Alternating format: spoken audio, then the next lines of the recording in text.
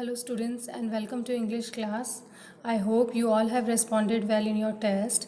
Now today we will continue with our course book, that is chapter 2.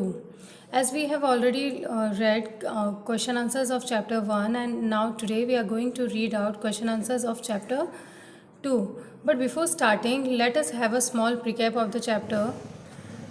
This chapter is about some animals that are elephants, and from this chapter we come to know that कि animals भी कितने caring होते हैं, understanding होते हैं और disciplined होते हैं. तो ये चैप्टर है कुछ एलिफेंट्स के बारे में जिनकी स्टोरी बता रही है सहर और सदत की ग्रैंड माँ. सहर और सदत अपनी ग्रैंड माँ के पास भागते हुए आते हैं और वो ग्रैंड माँ से रिक्वेस्ट करते हैं कि ग्रैंड माँ हमें कोई फॉरेस्ट स्टोरी सुनाइए. तो ग्रैंड माँ उन्हें बताती है कि एक बार उनके जो ग्रैंडपा हैं वो उनकी पोस्टिंग बेंगडूबी में हुई थी, जो हिमालयन जो माउंटेन्स हैं उनके पास है, और वहाँ भी एक पास में एक गांव है और वहाँ के लोग कुछ एलिफेंट से बहुत ज़्यादा परेशान थे. Because the elephants use to enter the rice fields at night and they use to eat all the crops and they use to destroy the crops and they use to harm the villagers also. अगर कोई गाँव वाला उन्हें भगाने की कोशिश करता था तो वो उन्हें भी अटैक करते थे. तो वो एलिफेंट्स, इसके पीछे एक रीज़न था कि जो जंगल था उन्हें वहाँ के लोगों ने काट दिया था. दे have cut down the forest, और अब एलिफेंट्स के लिए ना तो वहाँ कुछ खाने के लिए था ना रहने के लिए प्रॉपर जगह थी. तो एलिफेंट्स भी बहुत ज़्यादा परेशान, बहुत फ्रस्ट्रेट हो गए थे. तो इस तरह से वो अपने खाने के लिए ये मतलब हर कहीं गांव में घुस जाते थे और अपनी भूख को शांत करने के लिए कहीं पर भी अटैक कर देते थे. तो एक बार वहाँ एक गांव में एक ग्रैनरी थी. Granary means a store room where food grains are stored, है ना, जहाँ अनाज को रखते हैं. फार्मर्स जो हैं वो अनाज को रखते हैं और जब उनका टाइम आ जाता है बेचने का तो वो उसमें से निकाल लेते हैं फूड ग्रेन्स और फिर वो मार्केट में बेचते हैं. तो वहाँ उन्होंने फूड ग्रेन्स जो भी है अनाज है उसे स्टोर कर रखा था. तो एलिफेंट्स को इसका पता चल गया तो वो वहाँ पर आए और बहुत ही जैसे हम बोलते हैं ना, जैसे एक आर्मी प्रोसीड करती है उसी वे में वो बहुत ही आर्मी की तरह उन्होंने प्रोसीड किया. आगे आए, उस ग्रैनी पे अटैक किया और खाया, और अपने हर एक जो भी पार्टनर थे उनकी टीम में उनको भी खिलाया और वापस अपने फॉरेस्ट चले गए. तो मतलब इस कहानी से ग्रैंडमा जो है उन्हें ये बताना चाहती है कि किस तरह से ह्यूमन बीइंग ही नहीं, एनिमल्स भी बहुत केयरिंग, अंडरस्टैंडिंग, डिसिप्लिन्ड होते हैं. तो हमें भी उनसे जीवन से ये सीखना चाहिए कि वो तो एनिमल्स हैं तो इतने ऑर्डरली वे में, ऑर्डरली मैनर में बिहेव करते हैं, तो हम ह्यूमन बीइंग्स हैं, हमें भी उसी तरह से बिहेव करना चाहिए. Not in a frustration but अपनी लाइफ में उन चीज़ों को भी उतारना चाहिए जो अच्छी बातें हैं एनिमल्स की, जो हमें सीखने को मिलती है. Now let us start the question answers. Answer the following.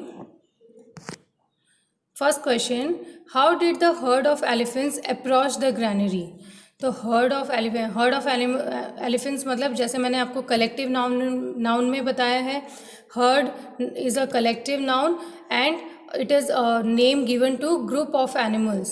तो how did the herd of elephants approach the granary, मतलब जो एलिफेंट्स का जो ग्रुप है वो ग्रैनरी की तरफ कैसे बढ़ा.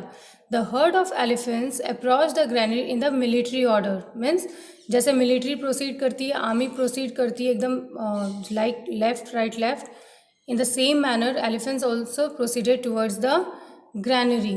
So the herd of elephants approached the granary in the military order. Next, what is the job of a forest officer?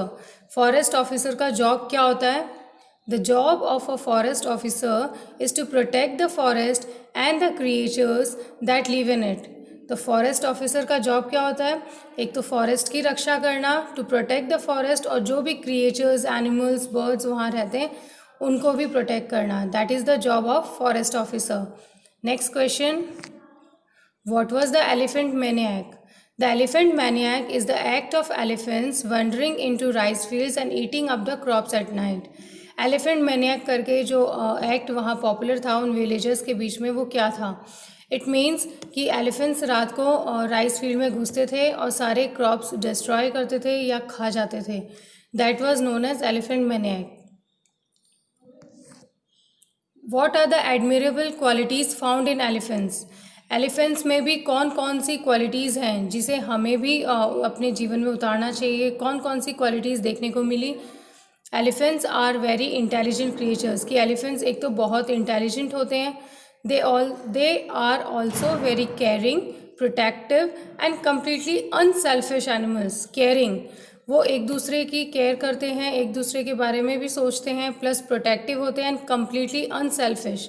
मतलब ह्यूमन बींग्स तो फिर भी मतलबी हो जाते हैं, लेकिन एनिमल्स जो हैं या एलिफेंट्स जो हैं वो हमेशा एक दूसरे की मदद करने के लिए तैयार होते हैं, प्लस एक दूसरे के बारे में सोचते हैं.